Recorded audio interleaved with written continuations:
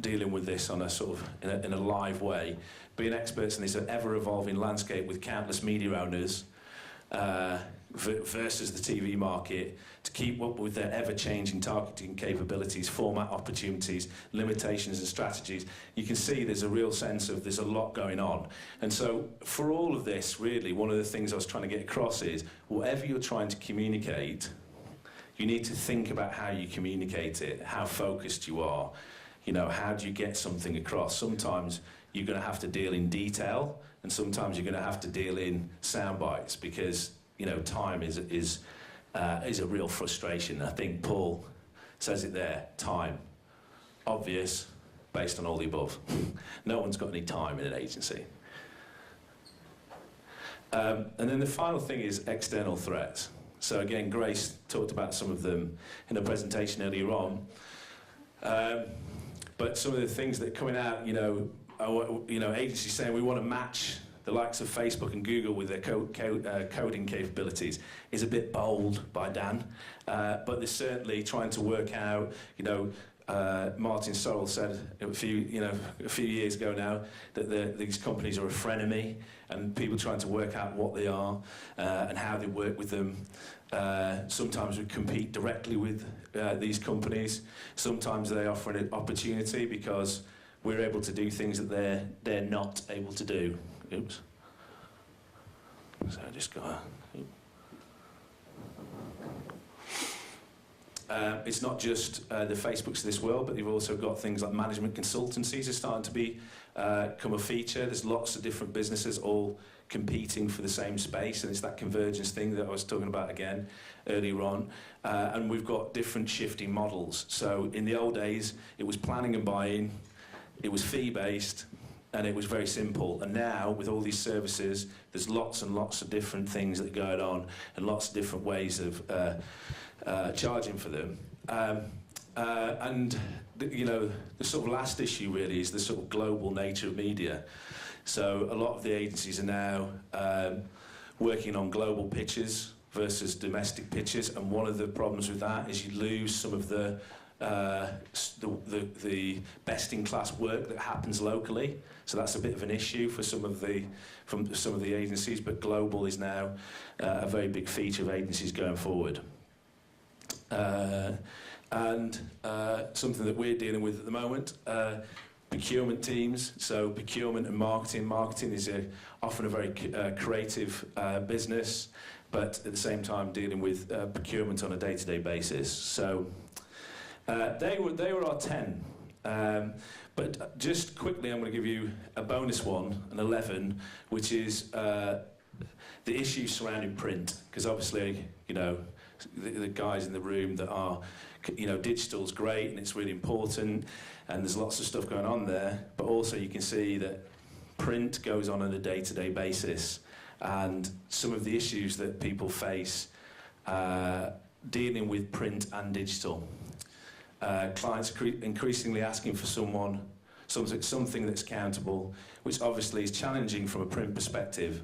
I think it's important to ensure that it's clear the role of print within a campaign. So rather than print competing in a direct response space, it's positioned as a branding platform.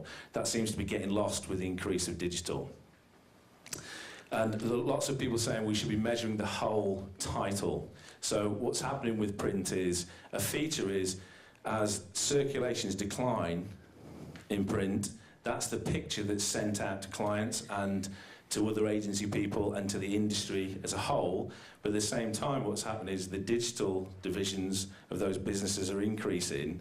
And so what people are calling for now in the print sides of agencies is a more rounded picture for what's going on for print titles, which is interesting. So publishing print-wise, the steep circulation drives, the way the magazine circulations are highlighted in the media trade press also does not help with the perception that print is a medium of the future. Client spends in traditional print is seen a significant drop year on year, bigger than the circulation declines as we see. Clients are investing in TV, in many cases sending up the digital alongside this. So there's a sort of sense of print is being undervalued versus its real value in the marketplace. And Lucy's, who we had quite a detailed conversation with, is very keen on some kind of brand health measure certificate, which details all the figures and gives a rounded picture of print titles. So that was a very quick sort of look in the print market, but essentially these are our 10 things: programmatic, ad fraud and viewability, deriving value from data, attribution, the single customer view, creativity around content, mobile first, ad blocking, keeping pace with change, and hiring the best people is also in there. And interestingly, most of these we cover in our content. We've got a lesson on each one of them. So that's me. I'll just leave you that last thought from Dan Chapman at Mediacom.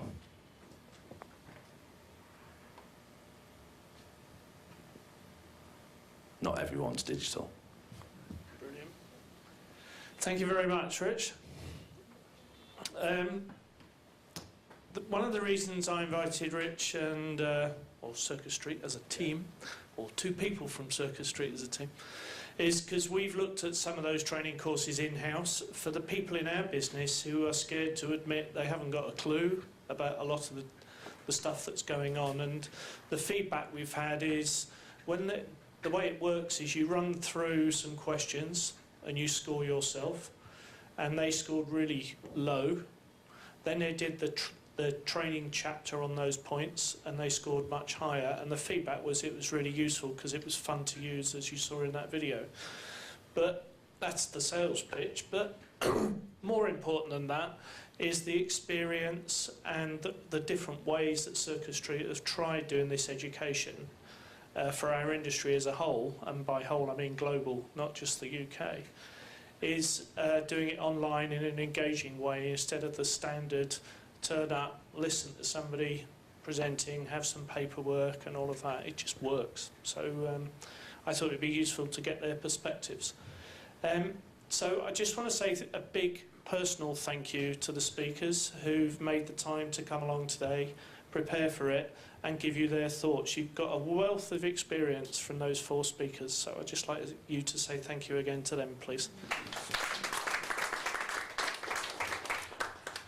But they haven't finished yet. You've got 30 minutes to ask them really awkward questions and really deep and meaningful questions that really put them on the spot, especially Joe, because he loves it. He does this for a living.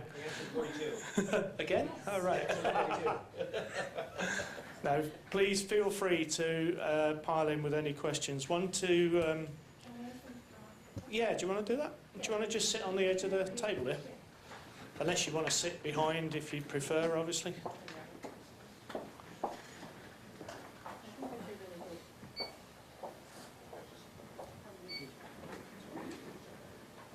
No idea what I'm doing here.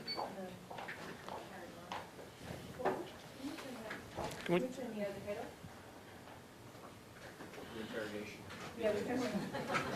Is that a bit bright?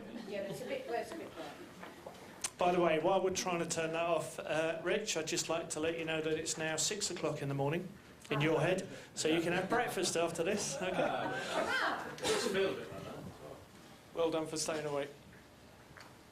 Has anybody got a question they want to kick off with? Yeah. Yeah, I would mind just because it's fresh with Yeah. There's a button there.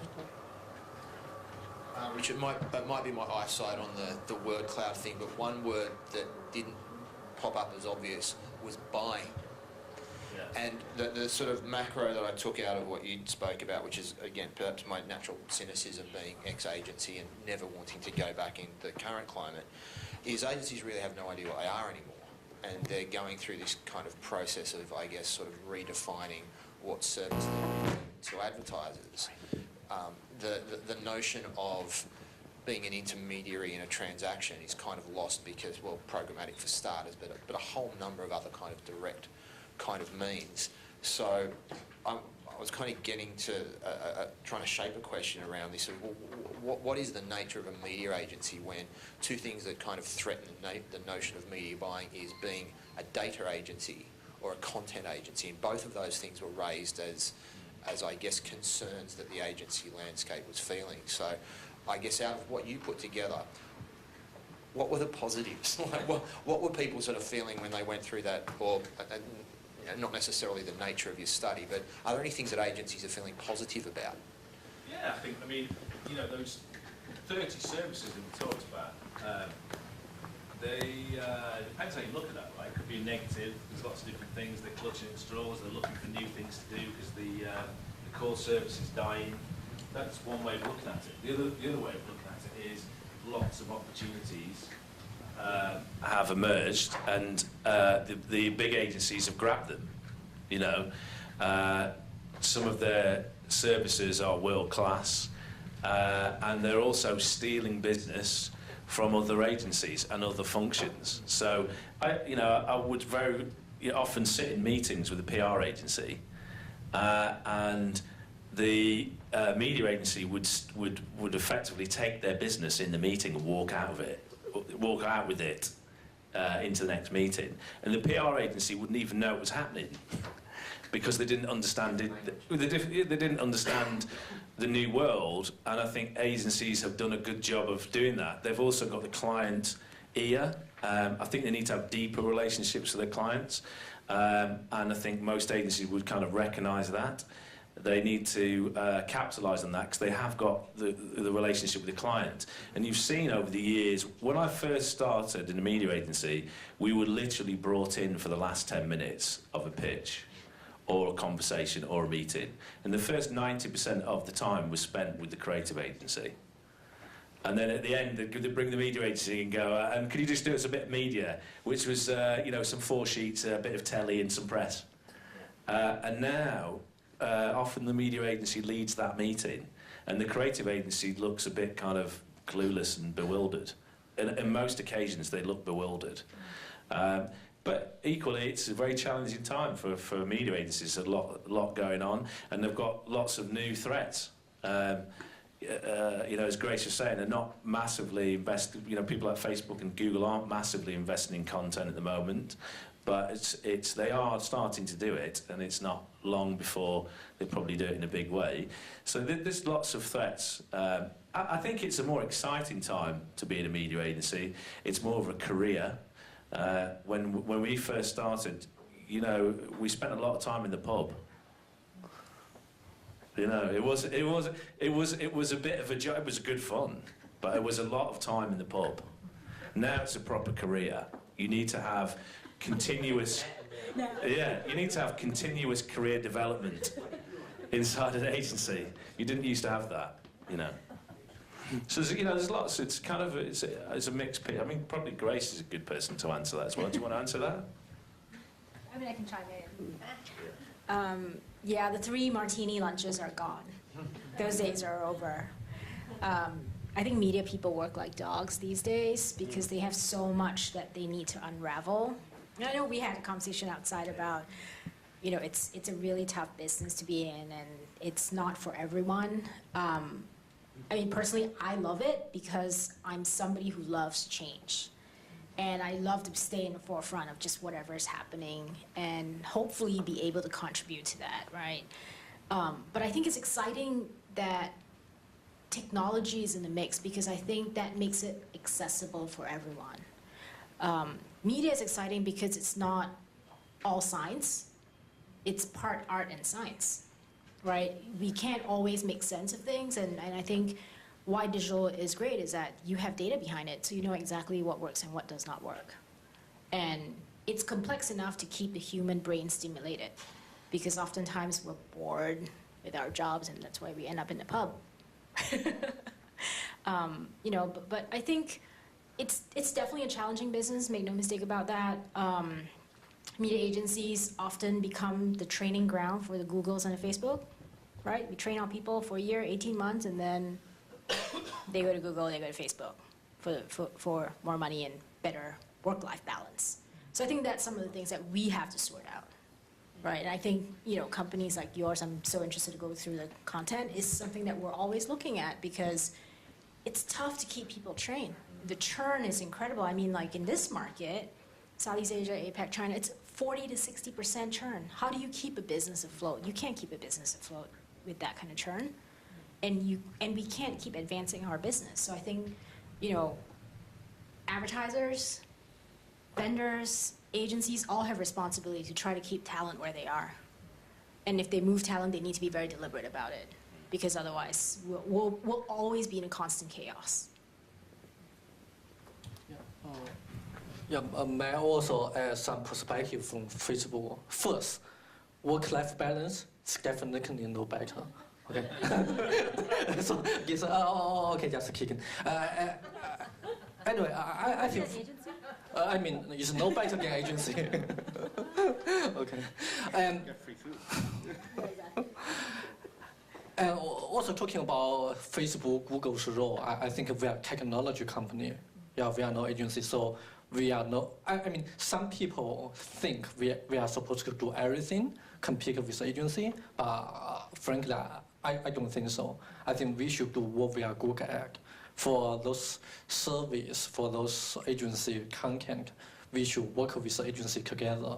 Yeah, one thing is about content. We are no good at creating content or creative, but we may work with the agency by providing some consumer insights, audience insights, or by help you to measure what content was better. So we can help you, support you, and again, we could be a good platform to host your content, but definitely we are not going to compete in this area. So definitely we don't want to be agency role. You are doing a much better job.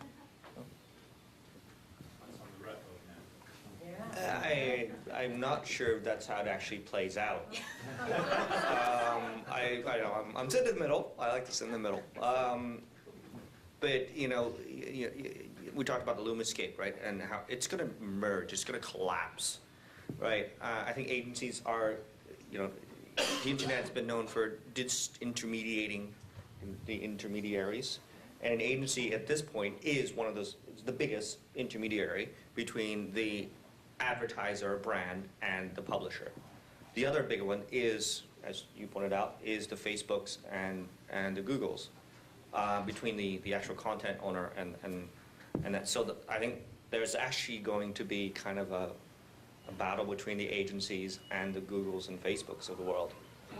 I'm just saying. Because it's not just actually going to be a battle. The battle is happening. Yeah. Right? I mean, I think it's great that you say that, but I would love for more of your colleagues to say the same thing, right? And actually practice what you're saying, because I don't see that, right? I see them coming to the client saying, hey, you're not spending enough money on Facebook.